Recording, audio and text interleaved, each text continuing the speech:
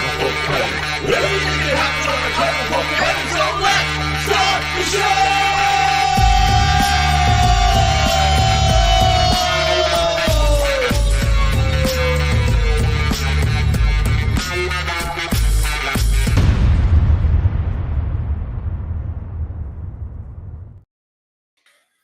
As Tony Stark does in Iron Man 1 when that bomb goes off. This bomb right here is going off as well. It's called Comic Book Canon. Welcome, everybody. Hope you all had a great weekend last week. And those of you who celebrate Easter, Joe is a little out of focus because he's had a rough weekend. I'm having some trouble, apparently. So Joe, listen, put your glasses. Oh, use your glasses. Maybe the glasses over the camera will help. Slowly pull back. Anyways, I'm going to keep talking as Joe fixes this camera situation. We were off last week, but Fresh from the Comic Shop did continue. We will be showing your fresh gets from last week and separating last week and this week. So lucky you all. Woo, Joe, that is tough. That is a rough one. Maybe you X out and come back in, and everybody has to deal with me for 30 seconds or so. You know what I mean? Like, why not? Go for it. So 2 conventions. There we go. That's much better. 2 conventions this week under Joe's belt. You had King Con and Philadelphia. What was this? What was the actual name of this Philadelphia show this week? It's called Philadelphia Comic-Con. Can you spell that? I'm not sure I quite understand that. Philadelphia Comic-Con. Just kidding. Philadelphia Comic-Con. So, Joe, again, I said in the chat here that you're on IV. That's a bit of an exaggeration, but you are exhausted. So we're going to power through this comic book canon. You all, again, the most popular YouTube show of all time on YouTube.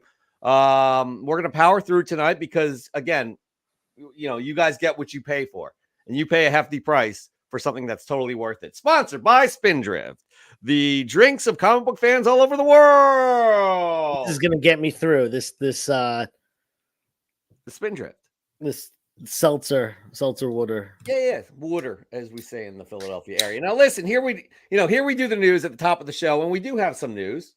But I think we should get into what you thought about these conventions right here. I have 2 pictures, and I want to mention one that.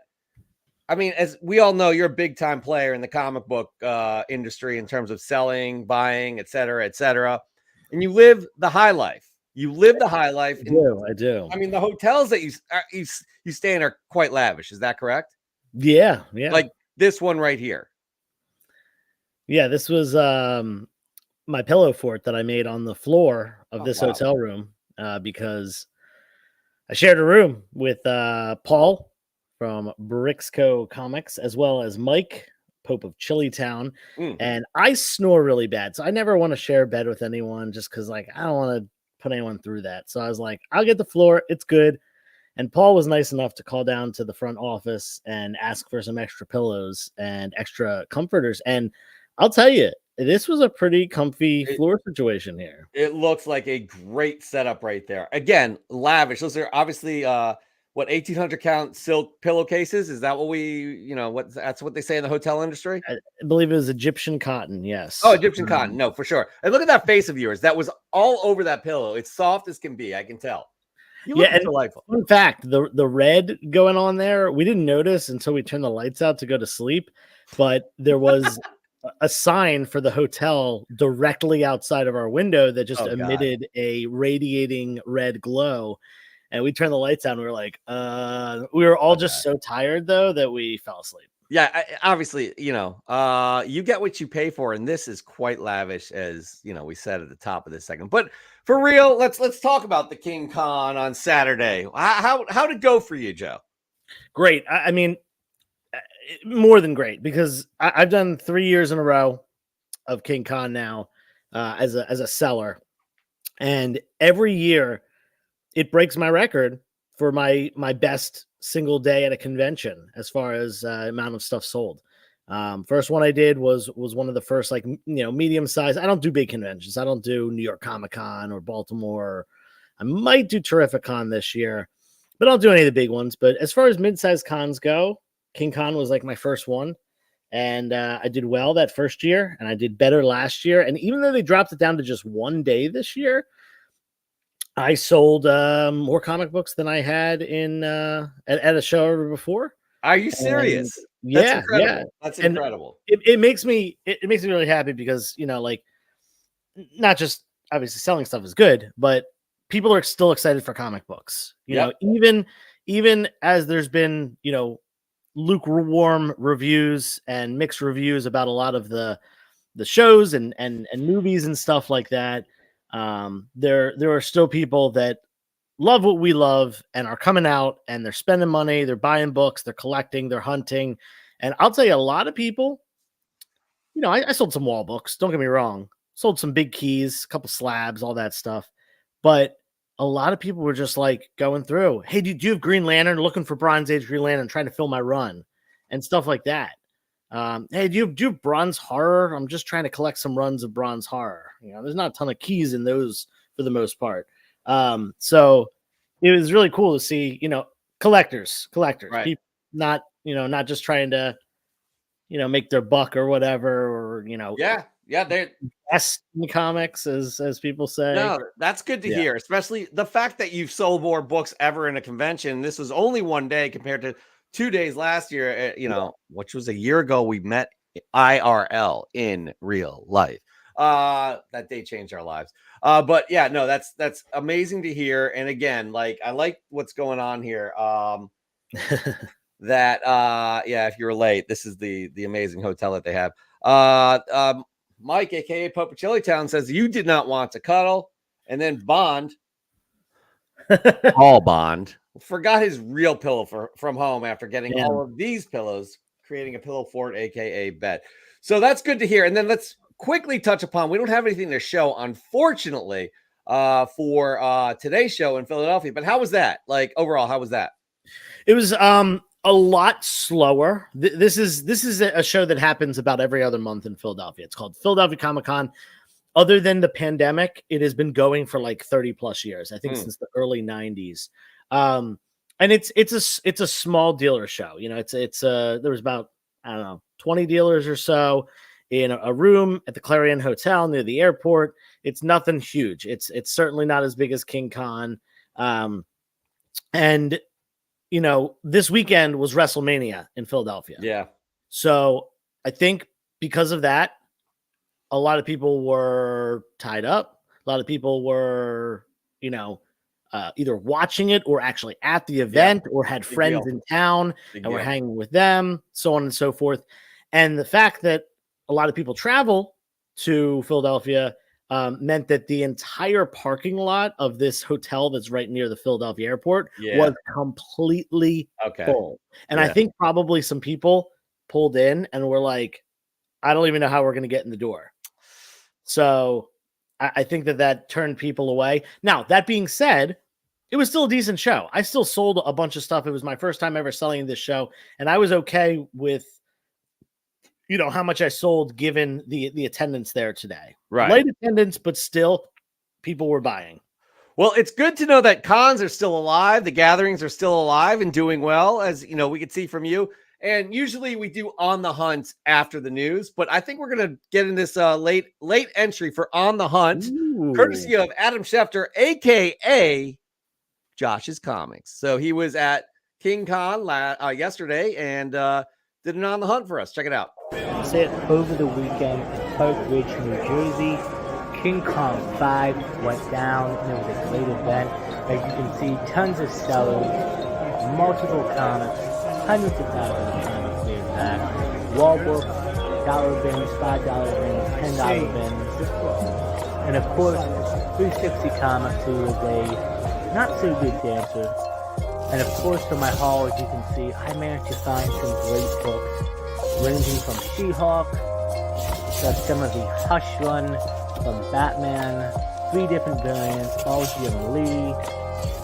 We also managed to find the reintroduction of Supergirl, Chip Zdarsky's Daredevil, more Batman, a whole bunch of great books and great deals. Sanity #1 was given out free to the first 100 people through the door. Bob Layton covers were found, Harley Quinn issues, first Guardians of the Galaxy from the MCU. you. A very nice looking Harley Quinn cover featuring Poison Ivy. Then we moved on to some Daredevil keys featuring Elektra. And at the very end, we have a great book that features Killer Croc and Jason Todd. That's great. Like, again, That's a hole right there. It goes to show. I mean, he picked up some keys there. Josh did, but it goes to show what you were saying about people going there looking for, not gigantic keys or people looking to flip some comics. They were looking to fill their run. So I love seeing that. Josh, you've got a really nice haul. Well done on the hunt. We do love that. Now, that's going to close the chapter for our news in terms of the convention reviews, but we got a lot of news here this week, Joe. And you, as the editor-in-chief of Comic Book Canon, the one who decides on these news stories, had a lot of work to do this week on top of getting prepared for these shows. So we all appreciate you. Everybody, please give a clap in the comments for Joseph here. So let's just get started, man. Let's just get started. I'm not sure where you want to start. If it's the I think we need to start with a couple pieces of unfortunate news. Yeah, unfortunate is a good way to put it. Yeah, really, really unfortunate. We have lost a couple people from the comic book creator community this past week, or really since last time we were on, which was 2 weeks ago. Let's first mention, I'm sure all of you have heard this already. It was a big talking point. Ed Piskor of cartoonist Kayfabe. I don't know how to pronounce that. I've heard it pronounced differently. Sounded good the first time, I do believe. Kayfabe, gotcha. It's his YouTube channel, as well as being known for X-Men Grand Design and Hip Hop Family Tree, as well as Red Room.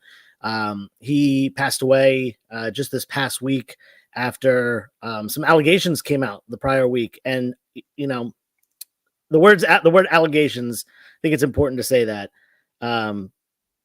because nothing really came of it legally. We don't know the whole side of that situation, and I'm not condoning anything nor excusing anything that he may have done, but it's pretty unfortunate that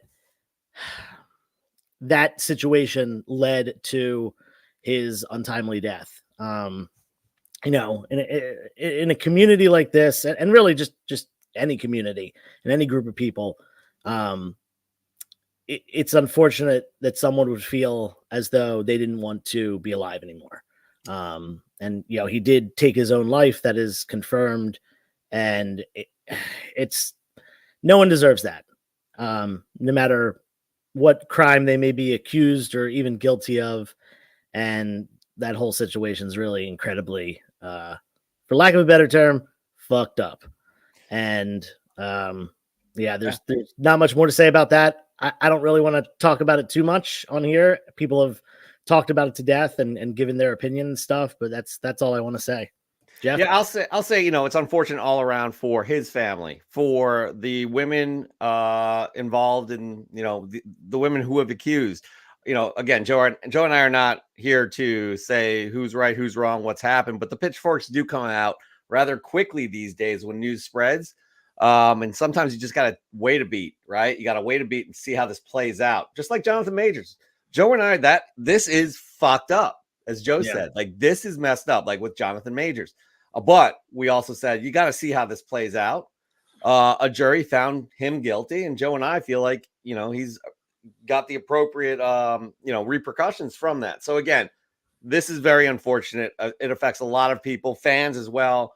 So again, and I will say one thing, and that's that this, there's been so much talk in recent years of cancel culture, but both as a good thing and as a bad thing. And I think more important than cancel culture and just strictly writing people off is accountability culture.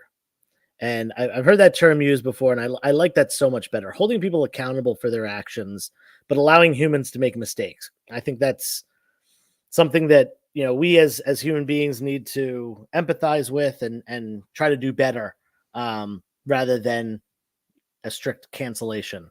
But again, that's all I got to say about that. It's getting the facts, getting down to things. But we do have another passing as well.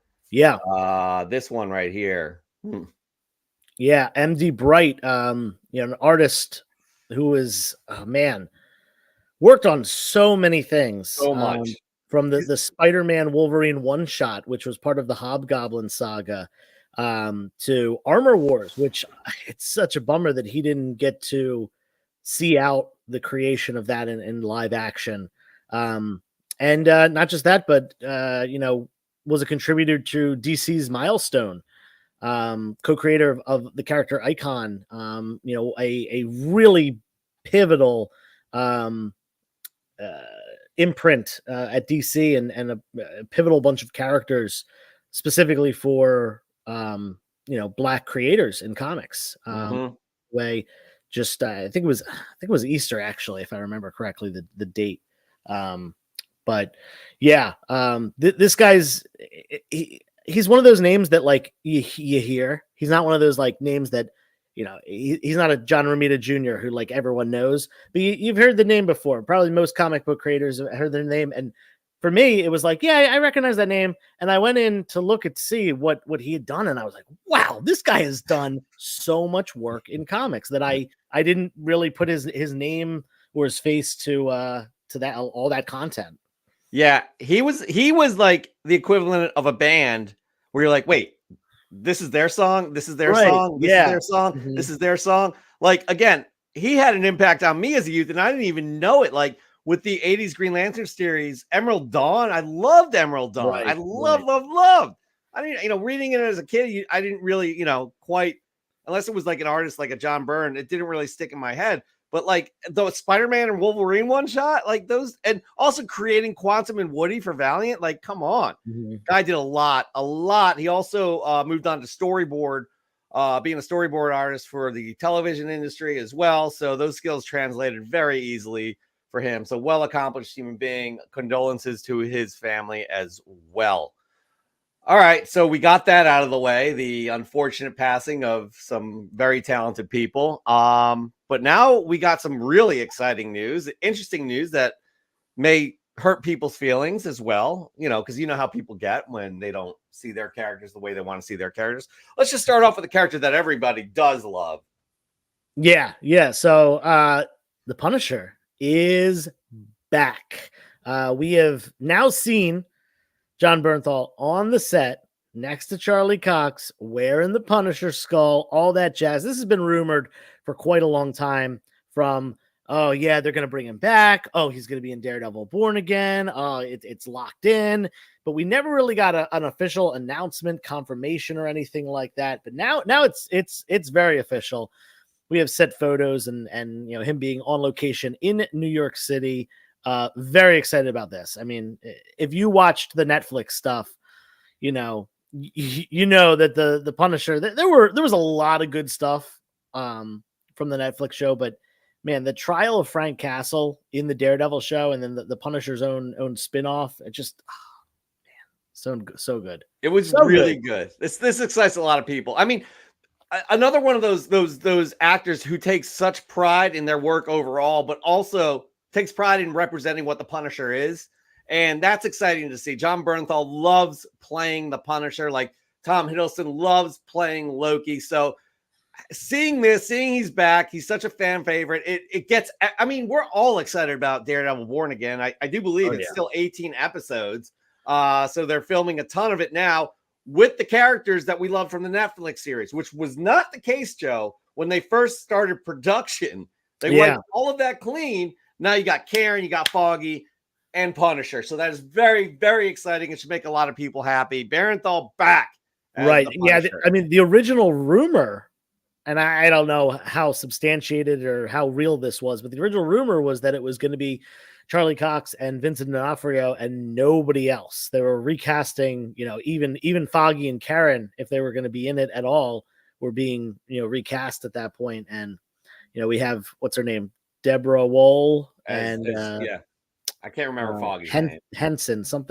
Yeah, he's spot on, Foggy Nelson. Like, oh man, I love both of them. Both of them are great. Yeah. But, by the way, we should have our Adam Schefter sitting at a desk here because we just got some other breaking news on Born Again, Daredevil Born Again. Eilette Zerer will reprise her role as Vanessa Fisk. Interesting, because here's what happened. The original Vanessa Fisk was not supposed to come back. Yeah. And I think that role was recast. Correct us if we're wrong, Adam Schefter. I mean, Josh. And now the original actress is reprising the role. So that's great to hear. Again, why, like, again, it's such a beloved series. That's the reason they brought Charlie Cox back to play that role again. Why mess with everything else? It all worked so well together. Right. So, yeah. And a little bit more photos dropped of her today. We did not add that. You were a little busy, Joshua. You were a little busy. You know. Yeah, news that breaks on Sunday, we usually don't get in the docket in time. Sometimes we do, but today was especially busy for you. So, all right, but moving on from that wonderful story to a story that's probably going to piss people off for no reason at all. Yeah. So we got some news about the not just a casting, but a casting of a character that has been really spoken about so much, and that is the character of the Silver Surfer. We got word this week that Julia Gardner of Ozark fame is going to be stepping into the role of Silver Surfer. Now, let's be clear about something here. The IMDb or whatever the release says Silver Surfer / Shalabal. Now, let's break down who that character is if you're not a super fan of Silver Surfer, if you're not super familiar with that character. Shalabal is a love interest of Norrin Radd, who is the Silver Surfer. She first appeared in 1968 in Silver Surfer #1. She not only is a love interest, she is a partner of his, and eventually does get cosmic powers herself and takes on the mantle of Silver Surfer. So, one, let's just be very clear, because I've heard a lot of people complaining about gender swapping. This is not a gender swap of Norrin Radd. That's not what this is. This is them using a character who has been around, like I said, since 1968 and has been used throughout comic history and has a close relation to Norrin Radd. This is a different character. Not only that, but we don't know if there is going to be a Norrin Radd in the movie, which a lot of people are like, I can't believe this is our Silver Surfer. Well, you don't know that Shalabal is the Silver Surfer. We know that she's going to be in the movie. We know that it seems like she's going to have cosmic powers and be a Silver Surfer, but we don't know if Norrin Radd's going to be in it as well. And in fact, I think it's great of them to not tell us if Norrin Radd is going to be in it, to keep that a secret, so we're surprised. That also being said, this is for the Fantastic Four movie, which we're pretty sure pretty much everyone kind of knows that it doesn't take place in Earth 616. So this is going to be a different universe as Fantastic Four, and it's fine. It's fine that they're using a different Silver Surfer. It probably will not be a Silver Surfer that continues in the MCU. So what I personally think is going to happen is we're going to get Shalabal as Silver Surfer. We might get Norrin Radd as well in the same movie. But in this universe, Shalabal is going to be Silver Surfer. And I think pretty likely it will be a one-off appearance. I don't think that she's going to continue in the MCU as Silver Surfer. I think that we're going to get Norrin Radd as the Silver Surfer that we're going to continuously see throughout the MCU, because very clearly there's not going to be a one-shot Silver Surfer. That's, this is a Stan Lee's favorite character. Yeah, no. They're not going to just be one and done on this character. No. And that's all speculation too, but I'm going to put this to rest. I took my hat off for a reason. I am Silver Surfer. I have been cast as Silver Surfer in the Fantastic Four movie. You got the look. You just need to put on, I don't know, 85 pounds of muscle. And I surf too. Anyway, now, so related to this, Lakeith Stanfield, who was in Get Out. Yeah, he's great.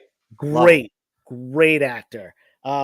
He tweeted after this announcement, was like, I thought it was going to be me, which I don't know if he was in talks with them about playing Norrin Radd, or what I think maybe he was in talks with them about playing Norrin Rad, and then he got a little confused here, not realizing that this wasn't Norrin Rad. Oh, I like this. That would be. I would like that actually. Yeah. He's got the chops to make that happen. Because I feel like anybody who's playing the Silver Surfer has a subdued. They're subdued. You know what I mean? They're very. They're not like Thor or Chris Hemsworth's Thor, right? They are very more subdued, taking it all in, and you know. Lawrence Fishburne that did the voice of Silver Surfer? No, yeah. I think he did the voice of Galactus, and we shouldn't bring that up ever. Oh, I thought he did the voice of Silver Surfer, and then it was Doug Jones was the body. Interesting, really? I thought Doug Jones did the whole thing. Oh, maybe I'm wrong. Listen, you're right about this. We should forget that movie, so it's fine. No, that was terrible. Anyways, we're gonna move on from that. You put a bad taste in my mouth at the end of that news story that we should again be very excited with because this is all moving along. And by the way, you may fire me as editor-in-chief of comic book canon because I did something you told me not to do. So I may be fired off the news.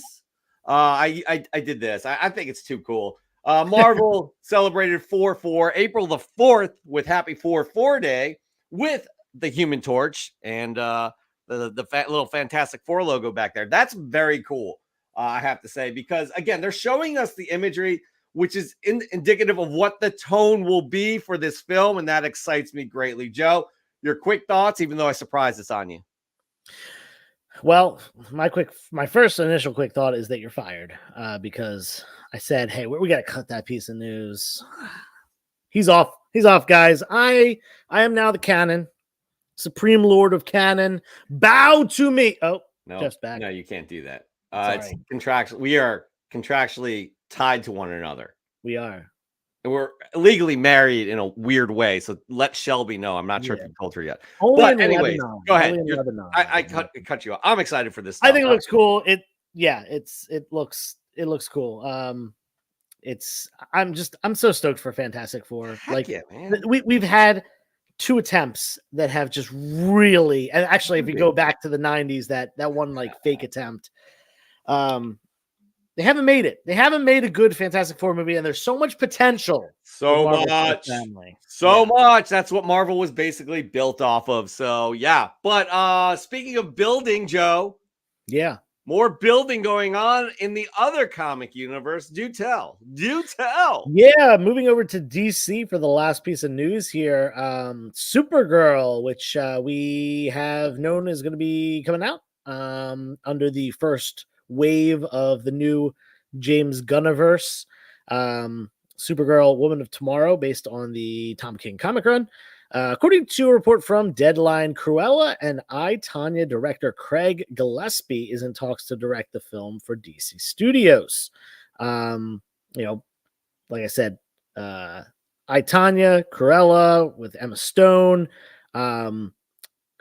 This guy has a good track record so far. Both those movies, I only saw Cruella. I did not see I, Tonya. But I heard Tanya was great. So I, Tonya was awesome. Okay, yeah. 100%. He also did Pam and Tommy. Mm-hmm. I didn't see that. But one that's on my list right now too is Dumb Money. I absolutely want to see that. So this guy's done a variety of things. Yeah. And I like the pick. He doesn't have a track record with superhero films.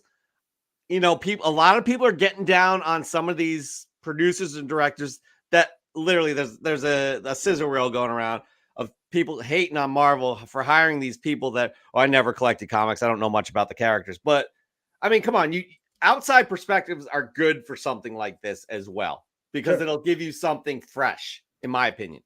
So I like this pick. If it goes through, Joe, your thoughts? Yeah, like I said, I am all for it. This guy has a good track record so far, and I know Dan De La Torre is sitting there shaking his head, but I trust in James Gunn. And look, I can see him shaking his head. Now he's hiding. Uh-oh. Oh, God, Dan. That's our judge. Yeah. That is our judge. Let's give it a chance, everybody. There has been nothing released from the DCU. I know Dan is a hater. He does not like this. Not a hater. Not a hater. You're not happy with the decision of James Gunn. That's fine, Dan. That's your prerogative, just like Bobby Brown said. But I'm all in. I believe in James Gunn and Peter Safran. I want to see what happens here. I really think we're gonna have something much better than we had, which was a shambles, an absolute shambles of executives who thought they were the smartest people in the room, thinking that whatever they put on film, our dumbasses are going to go out and see and give it great reviews no matter what. So that didn't happen. And here we are with a reboot. Do it the right way with a guy that's been part of franchises that do it the right way. That's how I see it. Well, they started off on a really rough start, without question. They were trying to catch up quickly to Marvel, and they stumbled along the way. And in my view, they finally started to get on the right track towards the end. It started to figure things out, like any baseball pitcher has a rough couple of innings, and then he settles in. And then, again, the unforgivable thing is no Henry Cavill and Dwayne Johnson, Black Adam movie. That's just unforgivable. I'm not rooting against the new team here, but the thing is, with comic people, we all know each other. We all can talk to each other on a certain level because we love comics. There's a passion, there's an understanding, there's a history. When you bring in someone who doesn't have any history whatsoever, who's never picked up a comic, yes, it's a new, fresh perspective, but they're singing on and sort of running on a different wavelength. So it's a huge maybe. It's a wait and see approach right now. I'm not rooting against them, but I'm like, that's what we're all doing. Like that. I know the three of us it's a wait and see. We're not like Joe and I aren't like it's an automatic win. They're totally going to be amazing. It's wait and see what happens here for sure. Yeah, fine. So, again, all of us have to have patience. I think Creature Commandos comes out this year. I'm not sure exactly when that will be off the top of my head, but that kicks things off and leads us into Superman next year. So very excited about that for sure. And Dan, we're going to get you back as the judge as we need you. Yeah, go ahead. Before I go, you know what? You just triggered something with me, Jeff. You could be a perfect Norrin Rad. You have the profile for it. You got the facial feature. You got the body for it. You're in better shape than I am. Thanks, Joe. You could be the thing. You could be Ben Grimm. I could see Ben Grimm all over you. And you know who I could play? You know who I could play here? Willie Lumpkin, the mailman from Fantastic Four. There you go. Yeah, there we go. The mailman. There you go. But I did announce the breaking news tonight that I am cast in the MCU as the Silver Surfer, Norrin Rad. Thank you, guys. I appreciate it. Drinks on me, of course. Drinks on me. Proud of you. See you guys in a few minutes. We're going to bring you back in the next segment because you have something to ask. A very good question. Yeah. But before we do that, actually, no. Why don't we tease it? Why don't you all start getting those Ask Joe and Jeff questions ready right now, so we can get organized and start answering them. Again, Ask Joe and Jeff questions in the chat. And while we do that, we're going to say hello to all you wonderful people like Comic Ozzy. Haven't seen you for a little while. Hope you are well. We got Caleb Leland saying hello to Comic Ozzy. What happened there? I did it. I'm fixing my camera. Oh, fix that camera for God's sakes. Take a shower too. We got Pope of Chilitown who agrees. Tanya is amazing. It really is.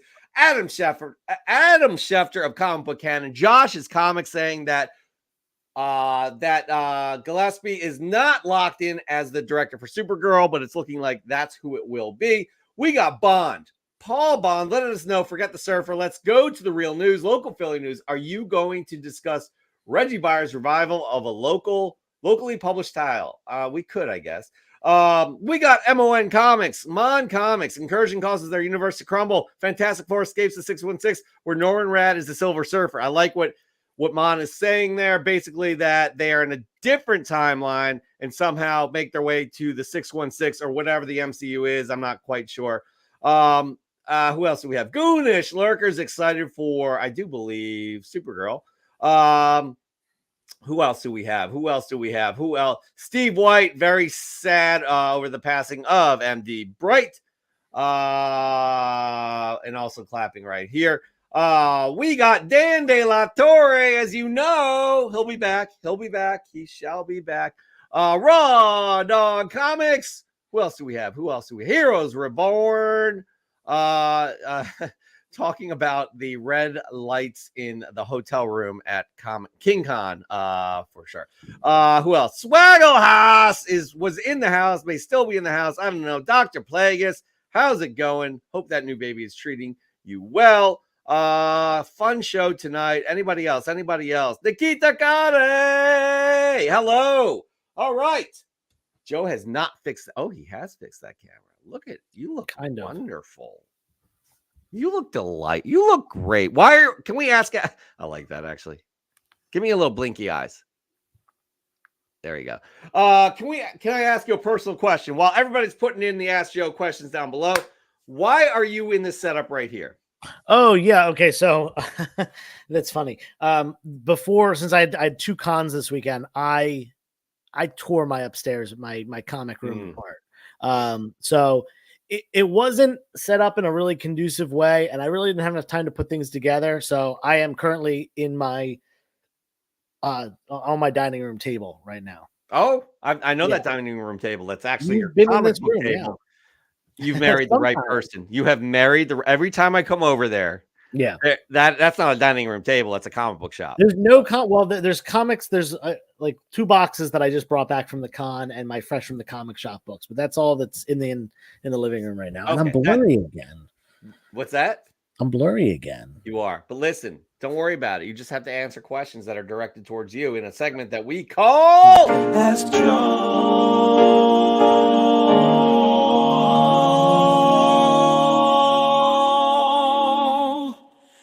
and Jeff. That's right. That's me. I'm Jeff. He's Joe. And you will ask us, Joe and me, questions relating to comic books. It's always a fun segment, always educational and entertaining for sure. We promise you that. So as you guys are all putting this in into the chat, we're going to start off here with Pope at Chili Town. Ask Joe picked a book up today with what appears to be a legit Layfield signature and Deadpool remark. How do you price bigger signatures with no COAs? That's a good question, man. I mean, definitely compare it. You got to look at a bunch of, a bunch of different, examples of Liefeld signature and see if it's close. I mean, it's hard to tell. And Liefeld has 2 signatures, so it's a little tricky with him because he has his regular, typical signature, and then he has what he calls his like chisel signature, which is it's just the name Liefeld in a very stylized font with teeny tiny legs. And no feet. So pricing, and when it comes to pricing that stuff, there realistically is no difference in pricing between COA and no COA. But some buyers won't buy it if there's no COA. That's just a personal thing. In my opinion, COAs really don't mean anything because anyone can print out a COA. Sure, they give you a little bit of, of extra something that you think it's, but realistically, someone can forge a COA just as easily as someone can forge a signature. In fact, easier than someone can forge a signature. But so, right, for me, it doesn't matter if it looks real, and especially, obviously, it's one thing if it's been verified or if you specifically walked up to the person and got something signed. But I'm no professional handwriting analyst. But I can look at stuff and be like, yeah, it looks off. That looks off. I don't really trust that one. And that one is one that I wouldn't buy. So as far as pricing, like I said, I don't think there's really a difference in pricing. I don't think most people price differently with COA and without COA. But when there's no COA, less people are willing to buy it. And you might eventually have to lower that price in order to get a sale just because of the buying pool is lower. That's a good point. I think you're along this preference. I know Chris is as well. That I'm not into signatures. Are you, Joe? Like for personal collection? That's a good question. I am somewhat into signatures. I have a few. I used to only have one. I used to always tell people I only have one signature book, and now I have a couple that I've gotten. I'm not huge on it. Mm. I've got a couple Stan Lees. I've got a couple Chris Claremonts, and I got a Frank Miller, and I got my favorite book signed by the artist and writer. But yeah, really, other than like those champs, I don't have much. No, those are big names right there too. Yeah. All right, we are going to move on to the next question here from our Adam Schefter, aka Josh's Comics. Ask Joe, CBC, and Jeff as well. What advice would you give someone on a budget who wants to collect bigger books? This is an interesting question right here. Yeah. Yeah, it's always the question of how to collect, and no one can tell you how to collect other than you. As far as wanting to collect bigger books, but being on a budget, one great thing to do is trading. Take some books that you've collected. Josh, I know you do a lot of hunting at cons and flea markets and stuff like that. Not flea markets as much for you, but you go to cons, you go to shows, you wanna find some books, and you often are like, hey, check this out. I got this from a dollar bin. I got this for $5. You build up that stuff, the good stuff, and trade it, for a bigger book, and keep doing that and that's a great way to amass good books and do so on a reasonable budget. And then there's also just putting money aside. If you want a big book, say your comic book budget, say it's $50 a month that you spend on comics. Well, take 5 or 10 of those dollars, take 20 of those dollars even, I dare you, and put it aside until you have $200. $20 a month for 10 months, less than a year, you got $200. You got money for a bigger key. So yeah, there's a lot of different ways to do it. Always, first and foremost, don't spend money that you shouldn't be spending on comics. Make sure it's your entertainment budget and not your rent or mortgage or dinner for the week. No, you got to have survival. You got to survive first. Joe, I like the idea of trading up to get that, as well as putting money away. Like, there's no like, it's like nobody goes to Vegas knows how to beat blackjack, right? Unless you're counting cards and cheating. So this right here, yeah, there's many different ways to do this the right way. And Joe, you just laid out a couple that make absolute sense. Yeah, and trading, I'm saying this, and I say this all the time, and trading is such an underutilized thing, and I'm guilty of it too. Paul Bond, who's in the chat right now, he does tons of trading. He'll just bring some slabs to a show and be like, yeah, I'm gonna see if I can trade these for anything. I'm not into him for much, stuff that he got in collections, got nice grades on. Yeah, I'm just gonna, I've seen him trade like Golden Age Human Torch books and like Golden Age Cap books, like Timely Cap books. And it's like, God, this guy's crazy. But he got things that he wanted more for his personal collection, and that's pretty cool. And I've done some trades with him as well. He does trade a lot. Absolutely. That man is Bond. Paul Bond. Well done, Joe. All right, now y'all should be putting your questions in the chat for Ask Joe, Jeff. But right now we're gonna have a live question from the judge, aka Dan De La Torre. Welcome, sir, to Ask Joe. Jeff. Thank you for having me back. Appreciate it. Now, to prove that Joe is our resident expert here, I thought I had a great example. And within 2 seconds, Joe shot me down and said, no, that's totally wrong. And he turns out he was right. So, but I do have a good backup. A couple of examples here. We talked about with Swaggle on the last episode here that CGC is making a lot of decisions regarding what. Is a page the first appearance, for example, and so on. Now, when I was a kid, we grew up with this, the Overstreet Price Guide. This is my old 1986 price guide. It has a massive database of accurate information. In fact, I just saw one right here. First appearance of Batman, a mint copy, a mere $14,000. Of what? Wow. Of what? For Detective 27. Detective 27, first Batman. Wow. Anyway, but it's got a wealth of information here. Today we have this is the accurate example, Joe. You'll agree with me on this. Where what's like the first appearance of X-Men 266? Is it this, or obviously the what is it, Annual 14? Yeah. There's a whole variety of things that CGC, which seems to have taken over as the Mm. leader of what is what comic accuracy, history in comics, that sort of thing. You can't go to Overstreet anymore, and the reason why is Robert Overstreet gave this up a long time ago. So whoever's running it just doesn't have their heart into it for whatever reason. So the question is this: for things regarding history of comics, regarding what is a first appearance, what is what, is there an arbiter? Is there an organization regarding history of comics and so forth? So I know you've got a lot of thoughts on that, Joe and Jeff. I wish there was. I wish there was. If I had it my way, I'd bring back an Overstreet organization that has a tremendous database that you can count on.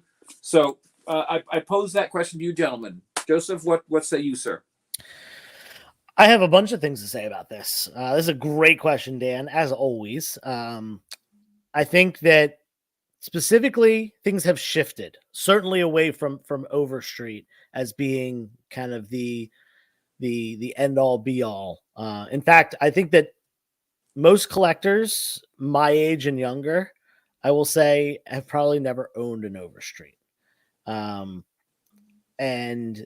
that's okay. I mean, Overstreet's cool. I think that there's a lot of good things about Overstreet still, and there's a lot of math things about Overstreet still, mainly that the prices of comics move so quickly that by the time it's in print, that it's pretty much, out of date. But things have definitely moved away to electronic sources, namely, and I'm going to name some things that are polarizing parts of the community. And I'm saying I'm not promoting either of these two. I'm just saying that this is the two things that people really rely on is A, what it says on a CGC label, like you mentioned before, and B, what is on Key Collector. Key Collector has become the kind of go-to app for, figuring out what keys are what. You're looking through a box of a run, you buy a collection and you're going through and you want to find out what the keys are and pull them out or, do whatever with them, see if they're in there. Key Collector has been a great source of information for that.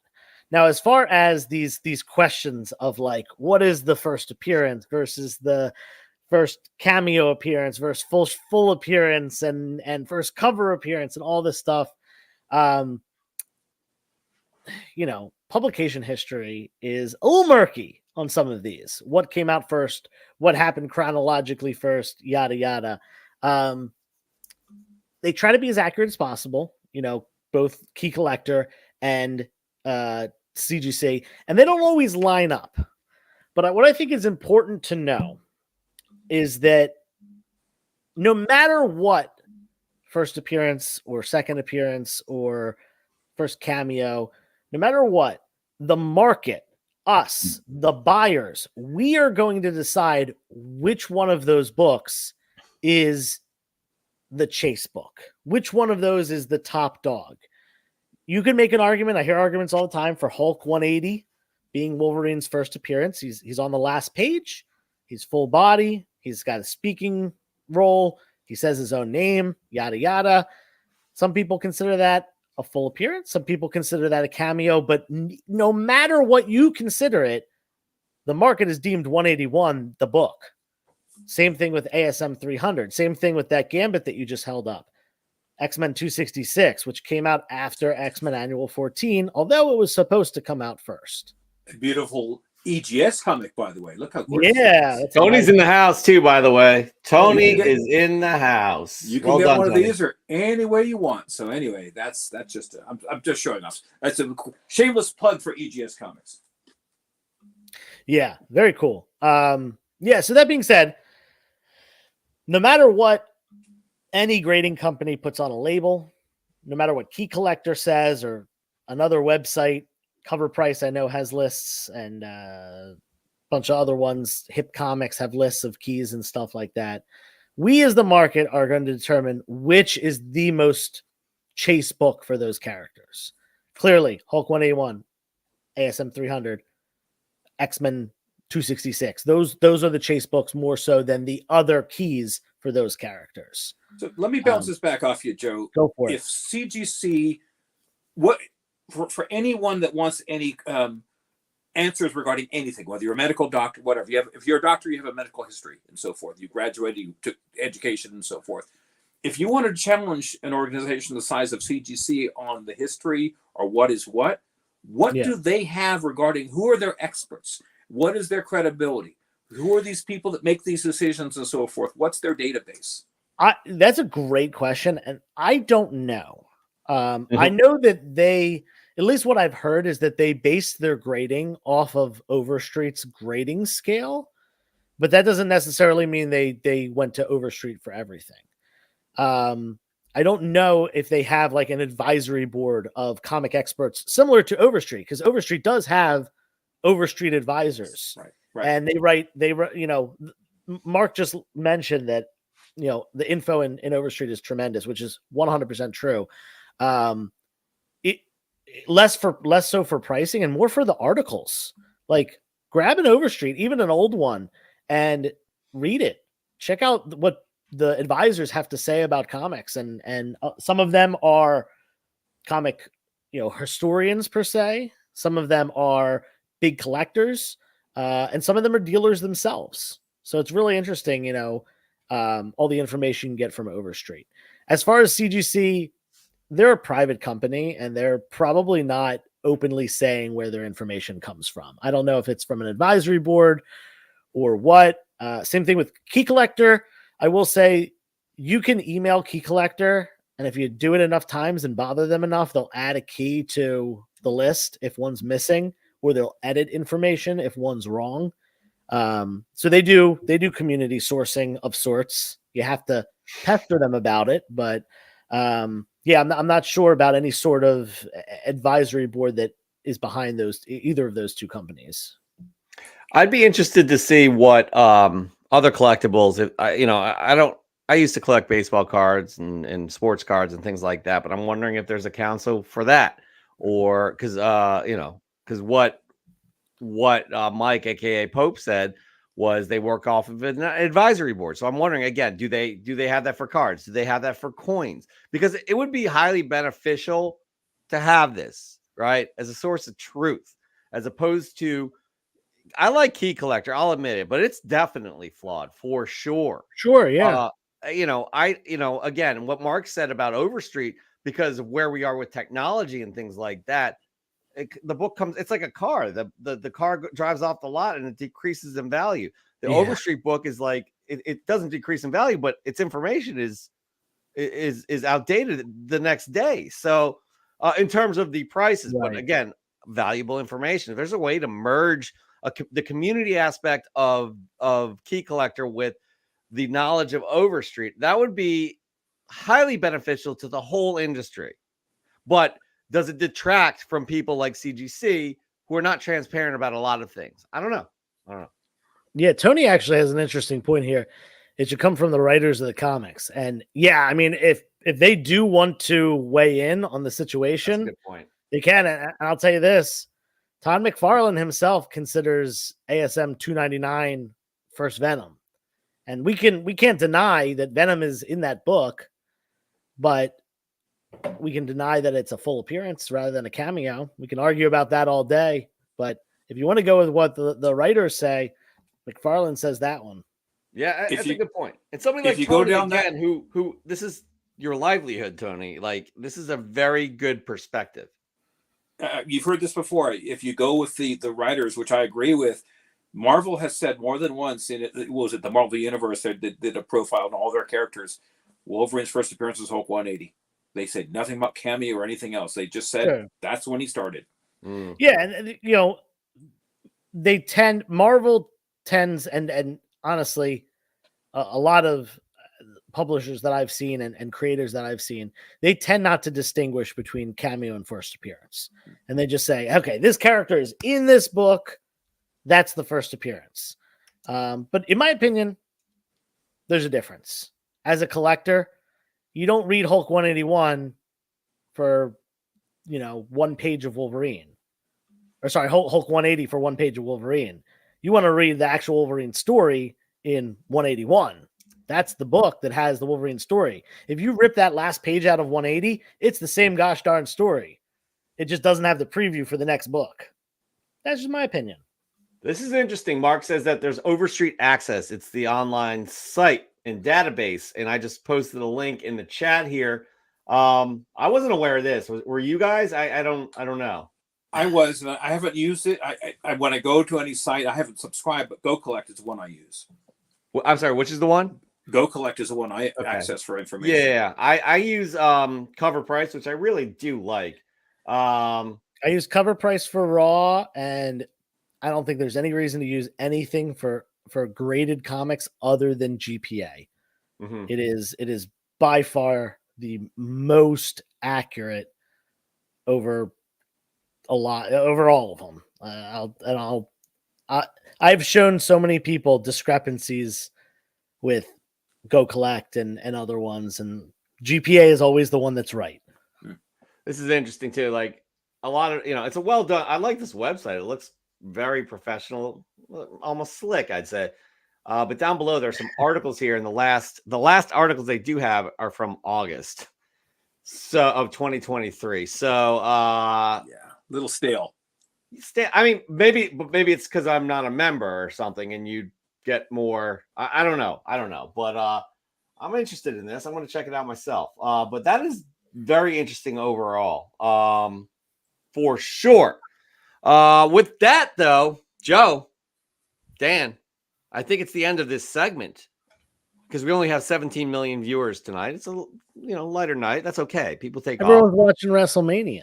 Yeah, WrestleMania is a big. Thank you for you 17 that are watching us and not watching WrestleMania. 17 million, Dan. I'm sorry, abbreviated. Jesus, come on, man. But with that ends. That's Joe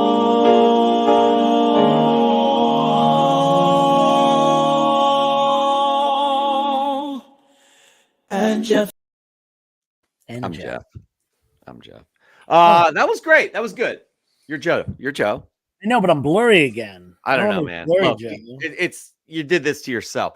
Okay, so here we are.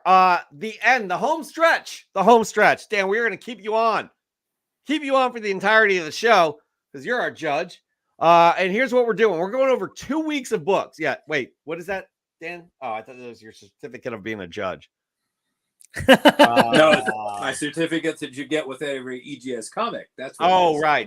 Yet another plug.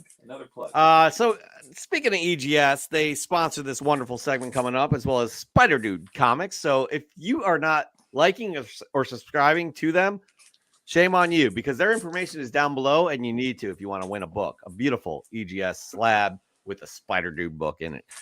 So Joe, this segment though, what's it called? I don't even know. I don't even remember.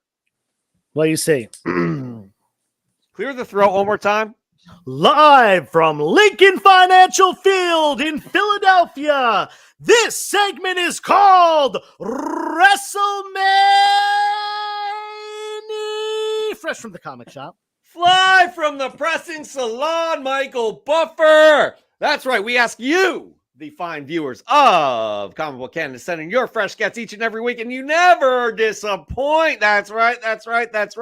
If they're new to your collection, 2 days old, or if they're 30 years old of age, but still new to your collection, we want to see them. We want you to have fun with these pictures. We want you to just get outside the box and show us something great. And not only that, showing off your comic books to the community is a gift upon itself. Isn't that right, guys?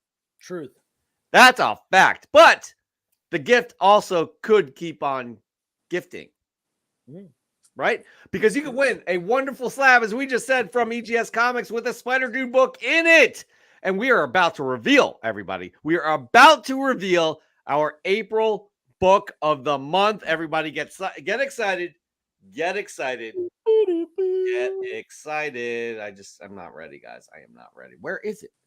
There it is. I like it. Yo, I feel like Tony and Spider Dude, the collaboration they have, they are getting better and better each month. Because this right here, it's a nice book to have.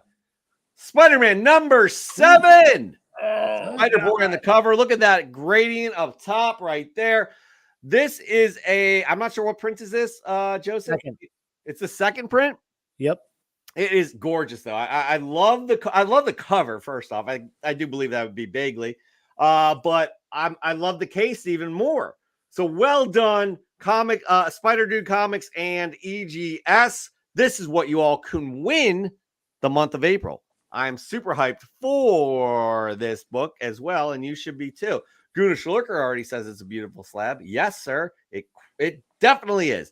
But here's the deal. There's some criteria here. You're not just going to send in a shoddy picture and be like, this is my fresh get. Cool. All right. Because we look for specific criteria for these books. We want these to stick out. And again, we came up with these criteria with a focus group, Joe. It was a big, major focus group. We paid, tens of thousands of dollars for it. It was very informative. Most of them talked about our hygiene, which wasn't even a question in that focus group. It was weird. It was very weird. We told them, hey, stay focused on Fresh from the Comic Shop and what we should do for this criteria. So here we go. Here's the criteria for Fresh from the Comic Shop. We're going to go with presentation. That's right. Take a well-composed shot. Give it some great lighting. Give it a great background. Even further, get even more creative with it. Have the picture relate to the comic book. Again, Raising Elm does a great job with this. Nuke's Comics does a great job of actually capturing a beautiful shot with the book. Simple photography right there, but with the depth of field, all of that stuff. Really well done. Have it stick out. Do not do what Josh did, Josh's Comics, when he first started sending books in.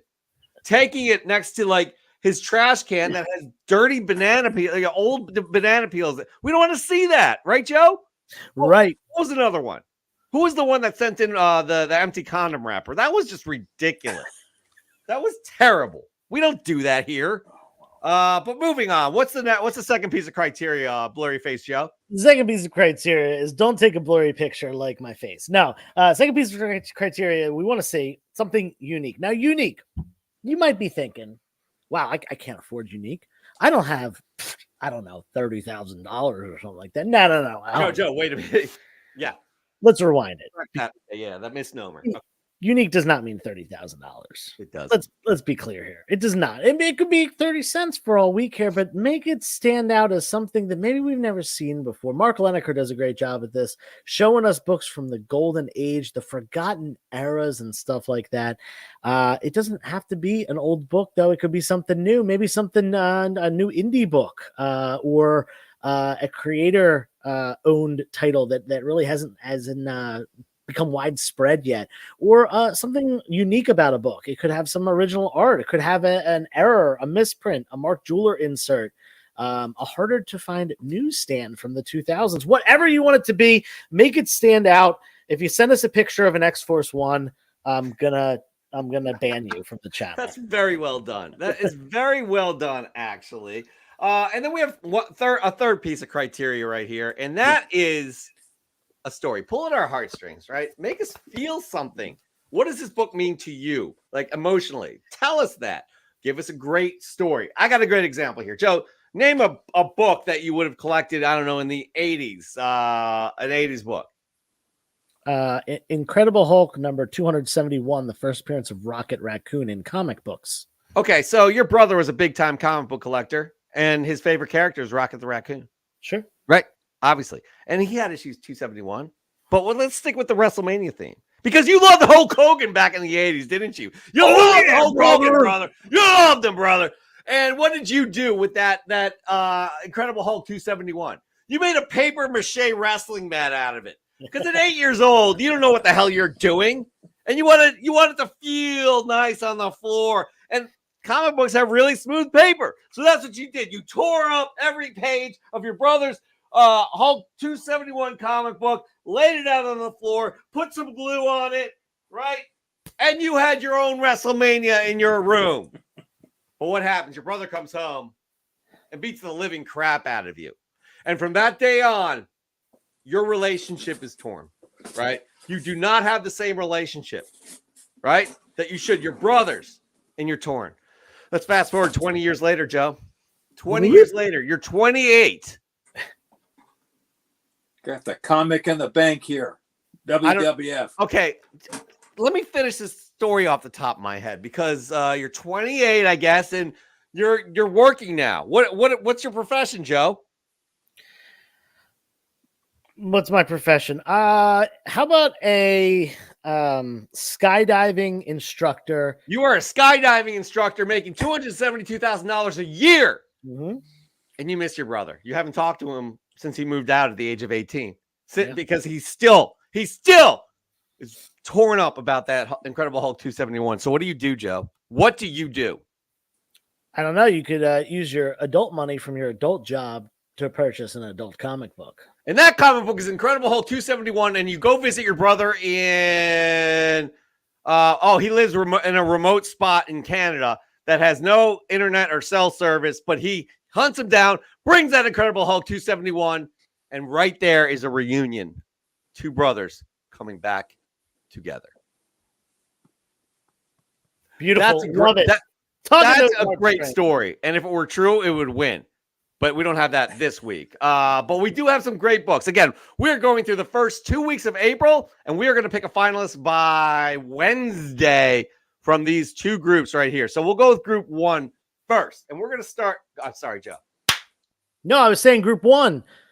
Oh, I thought you I was said, pantomiming. Come on, dude. I'm always more to say. pantomiming your stuff. I'm sorry. I'm on a roll, bro. We're a team, bro. We're a team. We are a team, bro. That's right, brother. We are a team. Yeah, brother. So here we go. We're going to start off. I'm going to read the first one. Get it up in queue here. Joe, just do one more Hulk Hogan impression.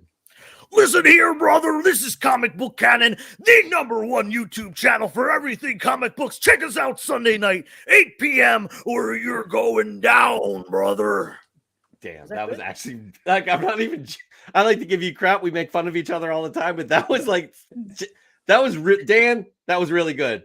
Confirm that could pass for Hogan or Macho Man. Yeah, well, I noticed that as soon as I kind of at the end, I went Macho Man, but still kept saying brother. I am impressed, but we got stuff to do. We can talk more about this later. We got Raising Elm with this incredible Doctor Strange submission here.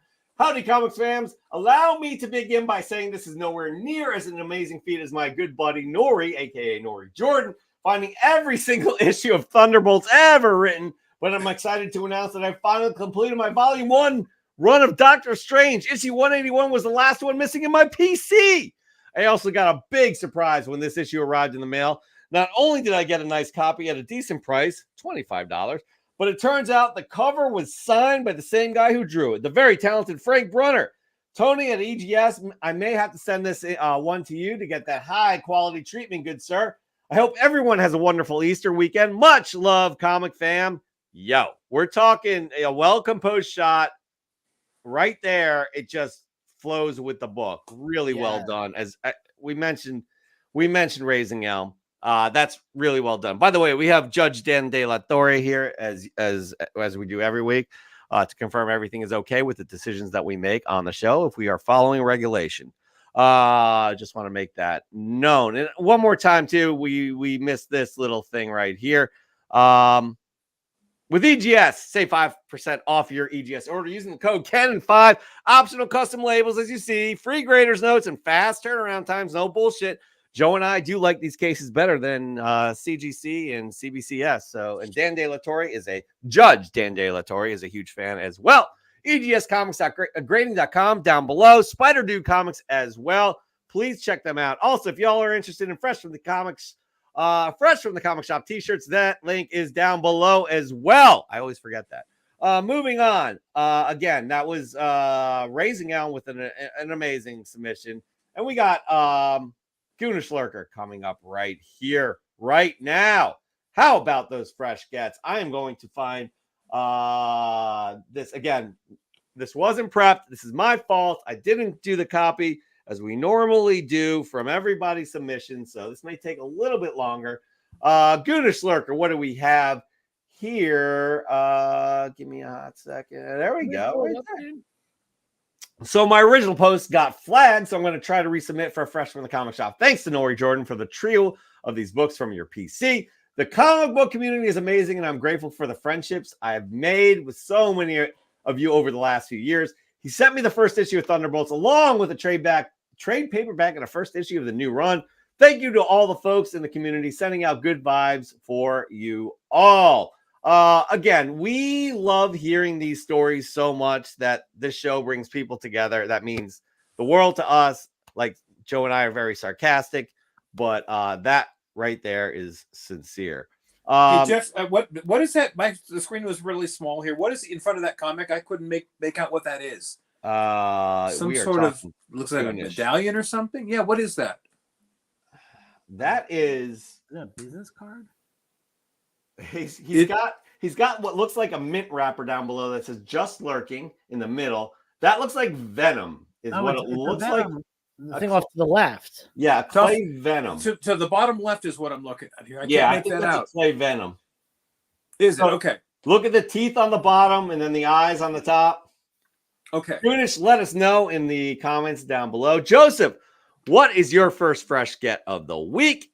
All right, this is a pretty cool one. I think these are massively underrated. This whole run, everyone knows the Magneto cover because it's the first appearance of America Chavez. But this is Vengeance number 2. This is the second appearance of America Chavez, so minor key, but just these beautiful, absolutely gorgeous Gabriel Dell'Otto covers, all with villains, all 6 issues. Very cool. I think it's Doc Ock, Magneto, Bullseye. I can't remember off the top of my head the other 3. Loki. What are the other 2? Put them in the chat if you know. They are absolutely beautiful covers. And these were fairly low print run books. What year was this? 2011, I think. Something like that. October 2011. So these were fairly low print run books. I think even issue 1, the print run was only like 12,000 or 25,000. So they're a little bit harder to find. They're not in like every collection, like a lot of books from the 90s and stuff. And they just have beautiful Dell'Otto covers. And I pick them up whenever I see them for a good price. And I picked up 2 today, including this Bullseye one. Shout out to Nori Jordan, Bullseye's #1 fan. Definitely Bullseye's #1 fan. And actually props to you for getting a modern book on here. It's very rare you show off a modern book. Let's admit that.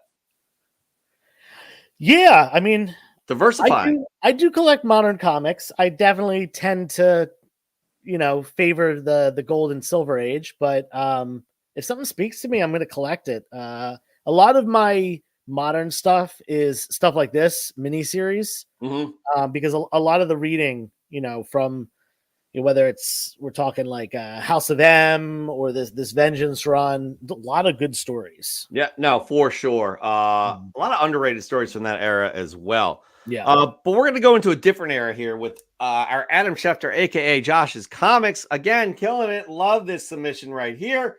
Daredevil 168, the first appearance and origin of Elektra, first solo written work on Daredevil by Frank Miller. Previous co-writer credit first occurred in issue 165.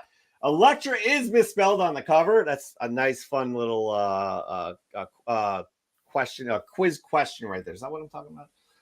Here's my submission for both First Appearance Friday and Fresh from the Comic Shop. Easily one of the most important first appearances in comics. Also marks Frank's first solo work for writing for Daredevil. Elektra is a badass, drop-dead gorgeous assassin and one of the best characters in women's comics. I'm extremely happy to have added this to the collection. I love this submission as well. Josh, great work right there on that submission. Looking good. And then we have Mr. Unique Book himself. I'm going to have to look this up, but a guy by the name of Mark Leneker. I'm familiar with him. You know his work, don't you? I do. And we are going to go with Mark Leneker right here. I like the submission as well. It is Conan the Barbarian. Fresh from the Comic Shop, Conan the Barbarian, number 24 from 1973. Written by Roy Thomas and Barry Windsor Smith with the art. Second appearance, first cover, and first full story of Red Sonja. This is the last issue with Windsor Smith's art. Classic Bronze Age cover and issue. Guys, I talk about my love for John Byrne, but Barry Windsor Smith is in a whole class by himself. Like, how would both of you describe Barry Windsor Smith? Like, I look at this cover. I would say boundary pushing, because he definitely was for the time. Like a lot of his stuff kind of looks in line with, things that we see nowadays. But back then, a lot of it was like very outside of what was typical comic art. Oh, absolutely. Detail wise. I think he influenced a ton of artists just doing it differently. And it's just his work still stands today. What he's done on Weapon X and things like that have left their mark on this industry. And, it's just incredible work. Now, everybody, I had a very busy work week. I did not make it to the comic book shop at all the past 2 weeks, actually. Dan De La Torre, if you have... Well, Jeff's not cool enough to be on the show anymore because he missed a day of going. We could go into the comic book store, and that's just, quite frankly, unacceptable. So we'll have to give him another chance, I guess. It's okay, Jeff.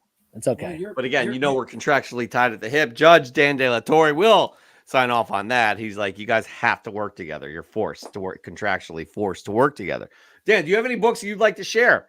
This is your opportunity. You're kind of walking on thin ice, Mr. Jeff. I wasn't informed to bring out my fresh gets, so I'm not prepared, sir. So let's not do it. Let's keep it moving then, because we have a lot of fresh gets to show off. And if you have something you want to show off, we can do that. You still talking to me? Or anybody? I'm going to go. What happened? He kicked himself off this time. All right, Jeff, come back. I can't do fresh from the comic shop. No, I got this. So Joseph, maybe you show off your second favorite, your second fresh get. What do you got? All right, this is a pretty cool one. This definitely falls in the category of unique. Pick this up today from my buddy, or yesterday rather, at King Con, from my buddy Bronzeville Comics, aka Jim. This is Amazing Spider-Man number 247. You're thinking, well, that's not unique. That's a filler issue from the bronze. Yeah, that's bronze. Bronze? Is it bronze or is it early copper? It's 1983. December 83. So very late Bronze Age. There we go. But there's something unique about this book that makes it stand out a little bit. And that's this right here. Oh, geez. Oh, there you go. But wait, there's more. Ready for this? I have never seen this before. Oh, this is a double Mark Jewelers insert. Oh, wow. Yeah. I've never even heard of that before. There are 2 Mark Jewelers inserts stapled into the center of this book. Wow. Is it that's 2 or 3? Unique. There's 2. 2, okay. Yeah. Some guys get all the luck. I rarely find those. That's pretty freaking cool. Wow. I mean, like, I've never heard that before. I collect Mark Jewelers inserts. I collect ASM. And when Jim told me he had this, I was like, all right, I want it. And he had it on his wall. He had it on his wall. And it didn't sell during the show. And I went up and I was like, let's make a deal. And he gave me a good deal. He gave me a nice discount on it, a friend deal. So thanks, Jim. Awesome book. Take note, everybody. That is an absolutely unique book right there for sure. None of us have ever seen that before at all. But did you all know that Nori Jordan is the biggest Bullseye fan? I think, Joe, you mentioned that a few fresh from the comic shops gets ago. And here we are. Look at this. Let's see it. Well. I like what I see here. I'm sure by now everybody knows my favorite character is Bullseye, and this character is what started my journey as a collector of everything Thunderbolts. The first comic I ever bought was Daredevil 181, and it was hard not to be fascinated with this crazy bastard. Sadly, in 2022, I had to sell almost all of my favorite books to pay some bills, and my Daredevil 131 was one of them. It pained me to sell it, and I was so frustrated, I almost quit the hobby. Luckily, my pity party was short-lived, and I was determined to get my books back. 2023 allowed me to regain most of my books, and I was even able to make improvements on my collection. Daredevil 131 was the grail I still desperately needed, but due to its price, was hard to obtain. Thanks to Kevin at Eternity Comics, this book is back with me, and I'm overjoyed. 2024 has already started out strong for me, and I am grateful for this hobby and people like Justin, aka Raising Elm, and Trevor Goonish Lurker, who I've been very lucky to meet along the way. Take care, everybody. He does have a hashtag Bullseye and Thunderbolts as well. Jordan Nori, look at this submission. I love what you've done here. So great work all together. And then finally, finally, our last submission from 2 weeks ago is Super Crispy Comics. I love what's happening in this picture right here. But let me pull up the copy on this. Super Crispy Comics. Here we go. Happy Easter, everybody. Everybody, by the way. Everybody in the club getting tipsy. It's one of Judge Dan De La Torre's favorite songs. Happy Easter, everybody. Just wanted to share my pickup from the comic shop this week. Finally came across issue 3 yesterday. I've been hoping to find a different cover than the Momoko, but it was there, and I want to read the last 3 shorts. The Wolverine cover is my favorite, which is yours. I love the lighting. I love how this is shot. The background right there is very, abstract. I like how the background's lit. I like the foreground. I like everything about this, Joe and Dan, Judge Dan De La Torre. I don't know if you guys have any further thoughts about this, but this is well done indeed. Yeah, it's a little creepy, which goes very well with the Marvel Zombies theme. The tinted light, the like pretty ambiguous background that you can't really make out what's out there, but you see there's some structures, and then that just cobblestone or brick kind of ground going forward. I love this. It's so good.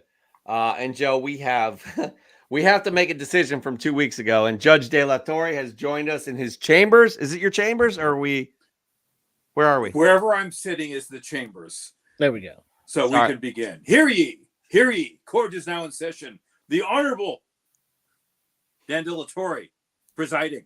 Thank you, Your Highness. I appreciate it, Your Highness. Get this. Take your hat off, sir, please. You're in court. Oh, we do this every week. God, don't we pay you? Jesus.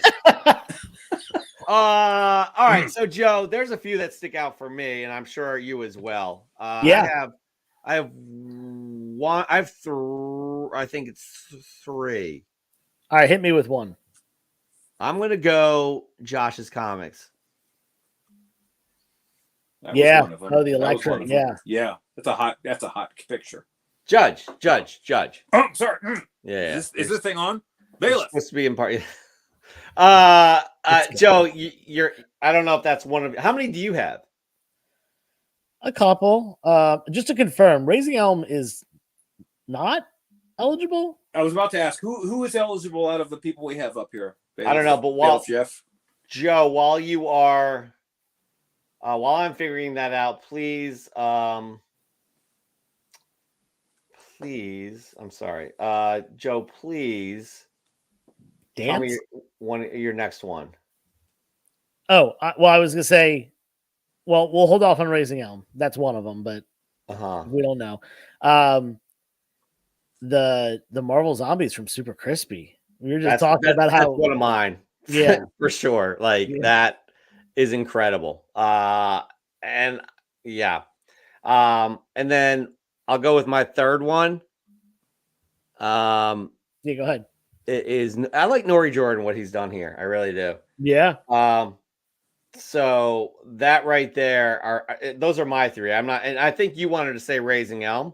Yeah, and Nori Jordan was definitely one of mine, and then Raising Elm. I have one that's a strong lead out of all of them, so I don't think we're going to need to worry about.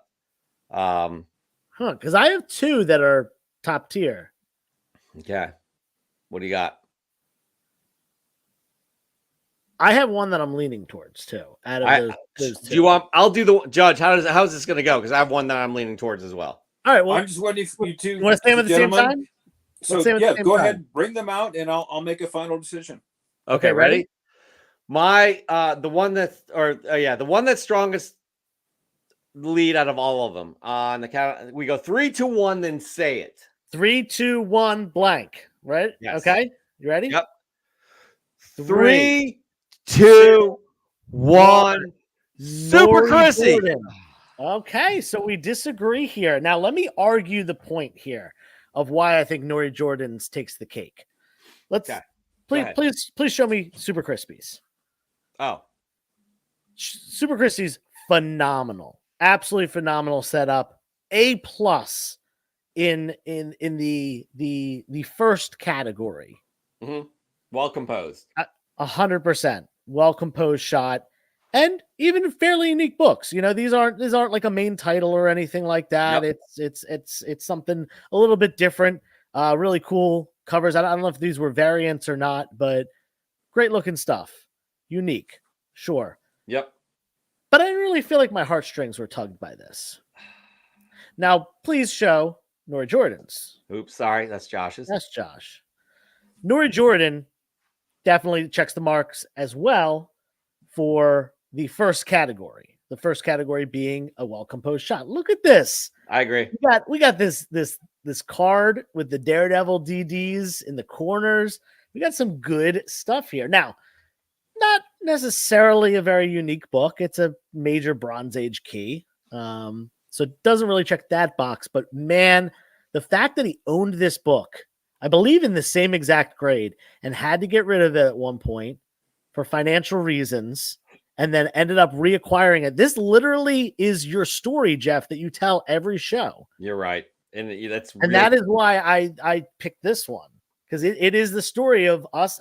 You know, most people, I think most of our viewers, or if not all of our viewers, are adults. We deal with adult things, and a lot of time that is having to sell something we love, having to get rid of something we love, having to put something aside that we love for, you know, other things in life that come our way, whether it's a financial, a responsibility, something like that. And Nori Jordan was able to reclaim his favorite character's first appearance. And that, to me, puts him over the top on this. You know what? I said what I said. My answer is etched in stone, Judge, right? But it's great. I got sidetracked with how great Super Crispy's comics looks. Beautiful. And I did not. Had I just not been distracted by that, I would have chosen. Nori Jordan as well. But I said what I said, Judge. I can't take it back. Correct? Oh, you can take it back, and we're all men here. I mean, the I judge can't. has to be fair. It would be a we would all see disservice. It would be a disservice to Super Crispy. We're all taking as men. If you see a pretty face, we're going to stare. So that's how I'm looking at this. But you are the judge, and you need to rule here. What is your ruling, sir? Well, first of all, before I make a ruling, did you find out who is and is not available? Or those guys are available. They all qualify. Yeah. They're okay. Not okay. I can't check my phone because it's my camera for the show, unfortunately. So sure. Okay. My ruling is this. I mean, Super Crispy. It's one of the most gorgeous. Bring that up again. I just want to make one comment on that. One, it's hard. It's really hard to get the right lighting for that kind of comic, and the zombies are kind of staggered, like you would see them. Kind of, you know, they're not walking in a straight line like in a military procession or anything, and all that, and everything is just spot on gorgeous with all that. But having a heart from the bench here, I've also had to sell my comics at a horrible time, made bad financial decisions, and so I can clearly feel for Nora Jordan's Daredevil submission. So my decision is the Nora Jordan wins with his Daredevil book. Case dismissed. Nori Jordan, you are moving on to the finals, which we will have, the semifinals, which we'll have this week. Congratulations on everybody for some really great submissions from 2 weeks ago.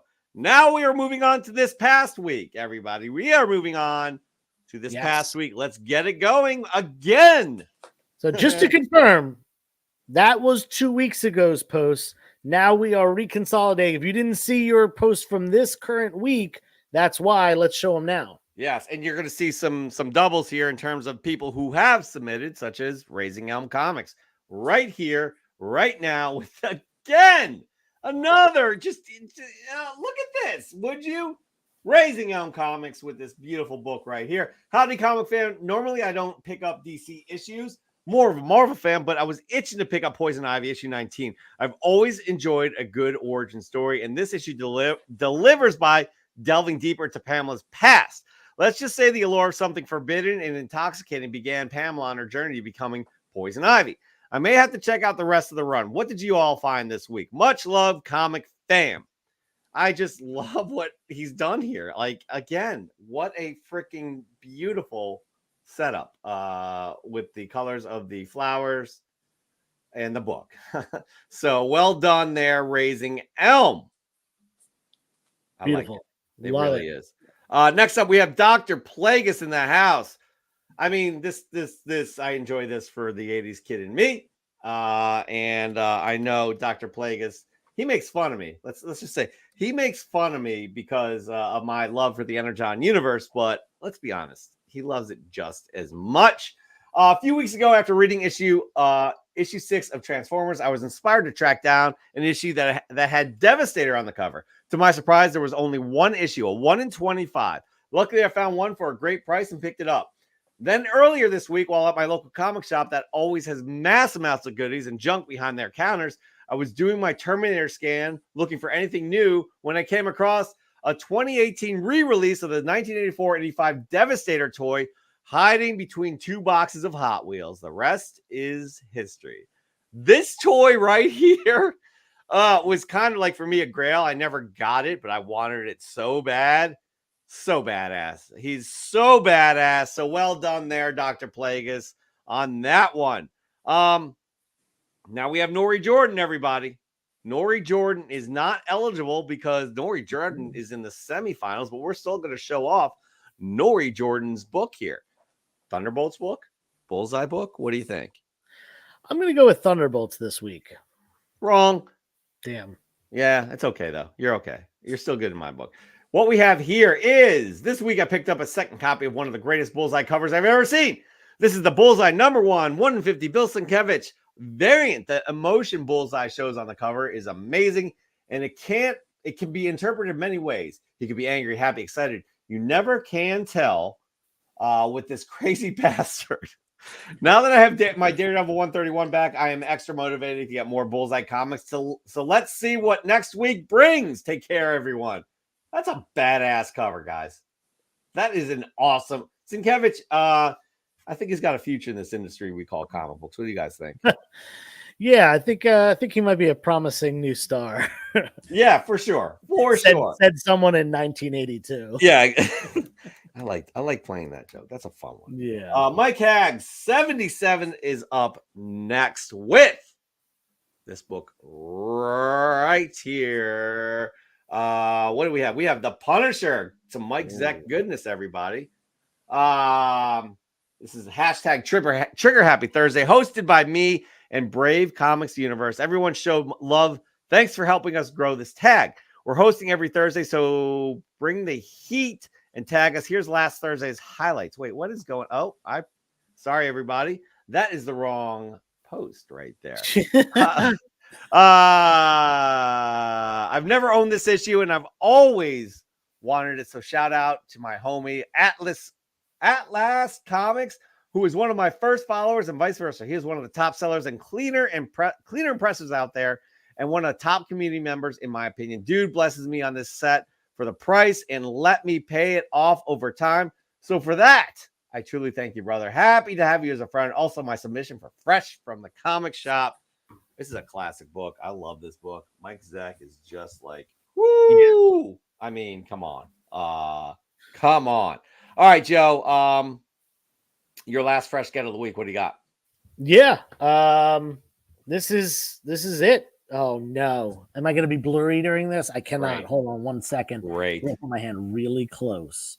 And then we're gonna slowly back it up to my face. Back it up. Come on. Well, time out. We're good. It's working. It's working. There we go. Good. We're good. All right. So this, oh man, I'm excited to have this. A few weeks ago, I believe it was two weeks ago exactly, because it was after that last comic convention that I did.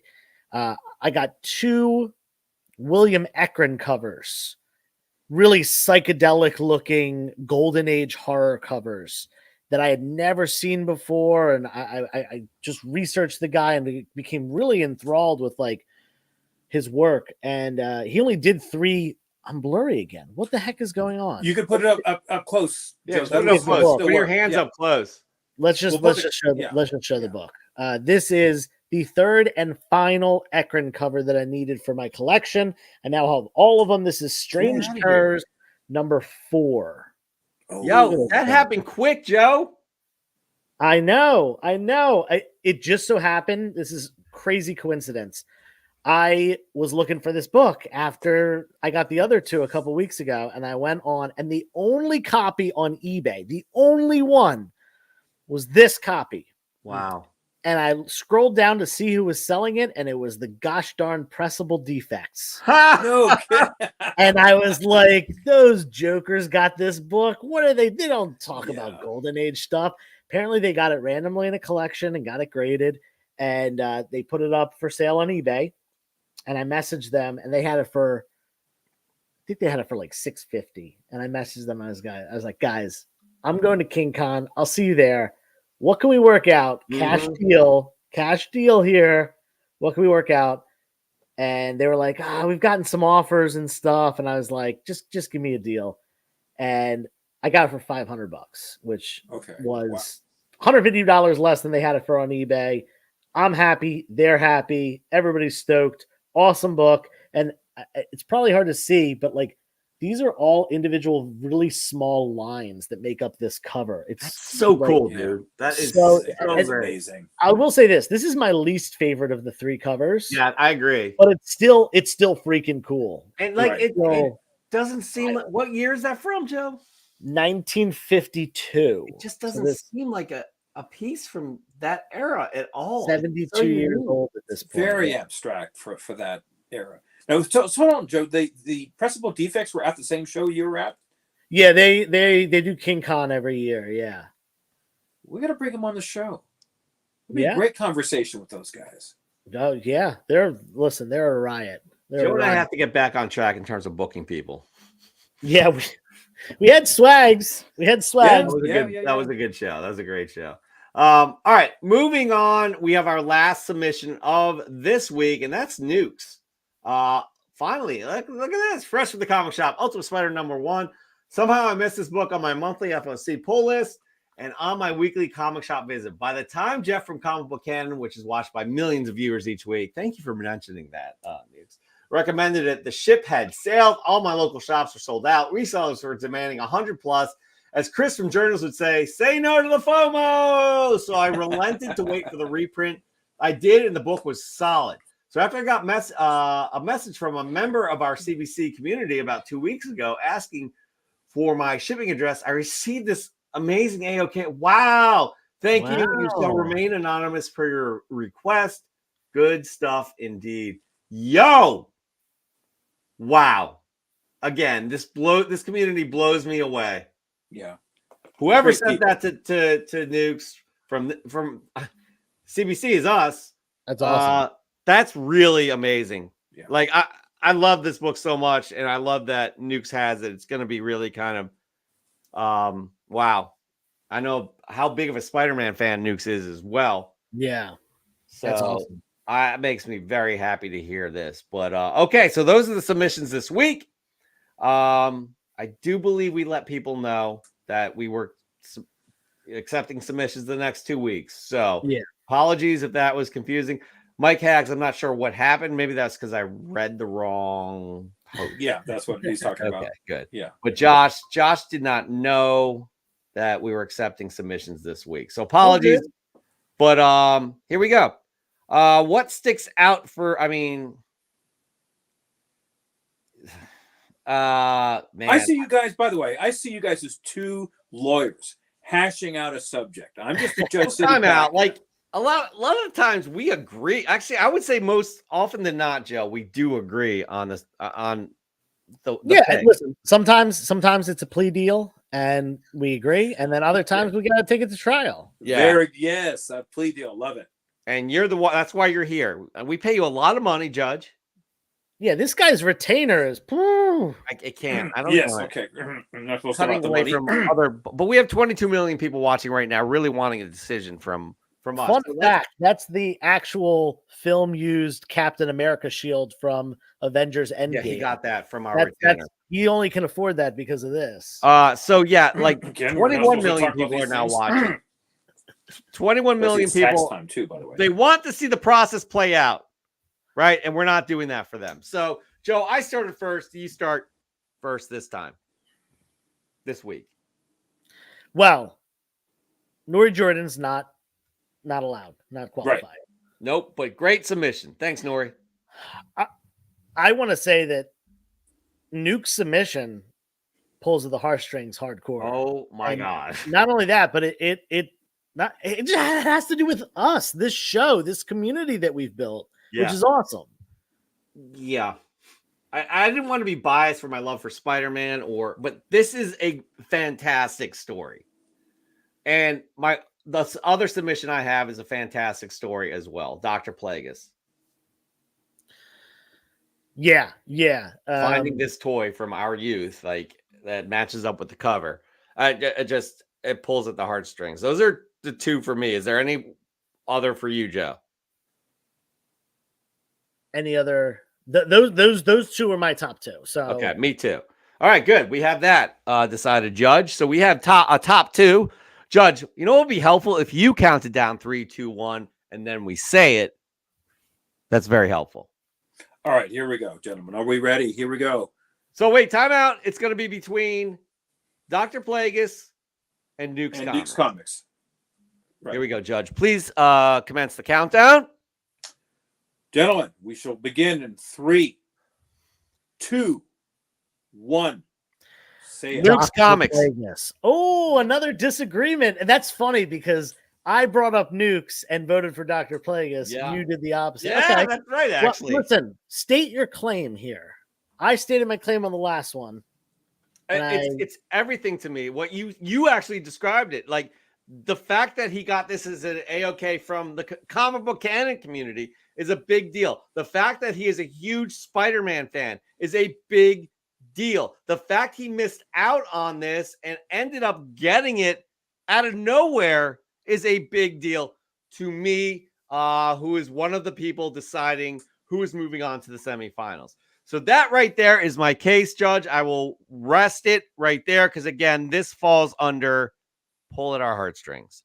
Joe, your turn. Actually, the judge has to say whose turn is next. Well, Joe, hold on, Judge. I rest my case. Thank you. Now, Attorney Joseph, I need to hear your presentation, please. Okay, so put it back up. We got the Dr. Plagueis. Hold on. I'm sorry. I'm not trying to cheat you. I am not trying to cheat you. Oh, Dr. Plagueis isn't eligible. So no judge needed, as he said in the chat. Oh, okay. That makes life very easy. Thank you, Dr. Plagueis. Certify this. What timeout? There is a judge needed because we paid him a lot of money, so he does have to stamp the seal of approval, which is the gavel. Please, Judge. All right. This is thank you for the honesty of Dr. Plagueis. We have such good people in this chat here, without question, including the great story from Nuke's Comics. Congratulations, you are the winner for this week's Fresh from the Comic Shop. Case dismissed. Thank you, Judge. Thank you, Heinz Ketchup, for sponsoring the Judge. That's the only way we can pay is by getting a brand like Heinz. Judge De La Torre, sponsored by Heinz Ketchup. Yeah. Yo, they're gonna be pissed too because it's blurry. Holy cow. Anyway, Judge, thank you for joining tonight again, even though it's your obligation. Audience members, thank you for watching this evening during a WrestleMania. 21 million of you still tuned in, and we greatly appreciate it. Please like and subscribe. Tell your friends. Join our socials, the TikToks, the Instagrams. Follow Judge De La Torre as well as Joseph too. Guys, I don't know. This is another great episode. This community always amazes me. You guys are always supporting each other, helping each other, lifting each other up, whether it be comic books or more personal things that are happening in your lives. I know it helps me a great deal this weekend, and this week was quite it was a difficult one for me, but I was so excited to do this show and be here today with you all. So I can't say I truly appreciate it. I'll hand it off to the judge. Guys, before I go, I'm on a number of shows. I'm on Spine Ticks every Saturday night, and The Hunt, which is every other Friday. And this past Friday, I became the world heavyweight champion which is not easy to do on that show. If you've ever seen it, check out Tony Trombata and Tony Sanders and The Hunt. And I'm on a number of other shows, but I love being on this show. This is actually one of the first shows I was ever on. And when you guys sort of invited me back to this little segment, I said I couldn't say no. Like I would jump on it any time. So you guys have done a fabulous job with this show. I like what you guys are doing with the storyline and all the other things you've added to the show. So congratulations to both of you. It is my honor to be here. I'm not sure what storyline you're talking about, but we appreciate the comment. You're probably confusing us with another show. No big deal. Well, first off, all that money you guys say I make. Danny, we did not see your Fresh from the Comic Shop. If you sent it in after 5 p.m. Eastern time, we'll get it in the next week. If you didn't tag us in the picture, we didn't see it, because please continue to use the hashtag FFTCS, but it is garbage. Sorry, Joe, handing off to you. Yeah, Dan actually when Dan mentioned something that this is one of the first shows he was on, I'm pretty sure that the when I was a guest on the show, before I was a co-host, long before I ever subbed in for Chris for a little bit, and long before I was ever an actual co-host officially, I was a guest on the show, and this might have been the first show I was ever a guest on. I think I might have been on like Mint Hunter Comics at one point before that, but like this was definitely one of the early ones as well. And now I'm here all the time, and I've been. We're married now. Legally, we're married. Legally, we are bound by the law. We are contractually obligated to sleep in the same bed at least 3 nights a month, and usually one of us will take the trip to each other's house. It's not too far, and we'll give each other little forehead kisses goodnight, and we'll. That's in the contract too. Yeah, it's quite sweet. Yeah, I signed off on this contract. It is illegal. What? I went off on a tangent here. Listen, I'm exhausted, but I'm here because I love this, and I say this. Thank you, Joe. Seriously, two shows this weekend, which is a huge deal for you to be bringing these books up and breaking down and driving home late at night. All the stuff that you do during the week, it's just insane. But the fact that you're here is truly remarkable and shows how dedicated you are to the community. So huge. Yeah. Huge. And not to leave on any sort of a negative note or anything, but we talked about some pretty heavy stuff in the beginning of the show, and I think it's just important to remind people that if you're struggling with something, if you're having a hard time getting up every day, and things aren't going your way, reach out to people in the community, because we truly are here for you. And take the steps you need to better that. Because we don't want this community is important, and we don't want anything happening to anyone negative. So let's support each other. Let's open up a little bit more and keep the community going. That's such an important comment, because I've been through it. I don't want to speak for the two of you guys. We know Chris has been through a lot as well, but like I've personally been through it. I am here for anybody that wants to talk. So please just hit me up. I was at a funeral yesterday, and she was a friend of mine, 45 years old. Yeah. Diagnosed with brain cancer in January, gone in March. So it makes me appreciate in these moments where you're gathering with friends to celebrate the life of your friend. It just makes you appreciate things. So please, if you think that things are hopeless and they will never get better, they will. I promise you. I've been through it myself, and I promise you. So all of us are here. Please hit us up. If you're going through anything, we are happy to talk you through things. So I'll leave it on this, that I like I said, I'm on a number of shows, and the whole reason why is, to be blunt, the world's pretty screwed up right now. It's pretty screwed up. And so if we do what we do, and it brings a smile to someone's face or a distraction for an hour, I think we're doing our job, because you help your community. You just do. That's why I do what I do here. I love the comic book community. I've met so many wonderful people.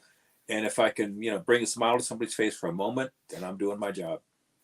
You bring more than just a smile. I'll tell you that. You are a amazing human being, and you crack us up every week, even during the week. So, all right. We won't leave it heavy. D&T, Danny, we will get your submission. We'll get this. Just hit us up again. We will get that sorted out on next week's show. We will have the semifinals, which is. My memory is terrible. It is Nukes versus The one that just won today, Nora Jordan. Nori Jordan, yeah, right? Yeah, Yeah, Nora Nori won Jordan. today. Nukes versus Nora Nori Jordan, Jordan. yeah, and Nukes. Right. So yeah. All right. We will we'll see you all next week. Until then, be good to you and be good to others. Be good to yourself and be good to others. Until then, we will see you next week. Peace.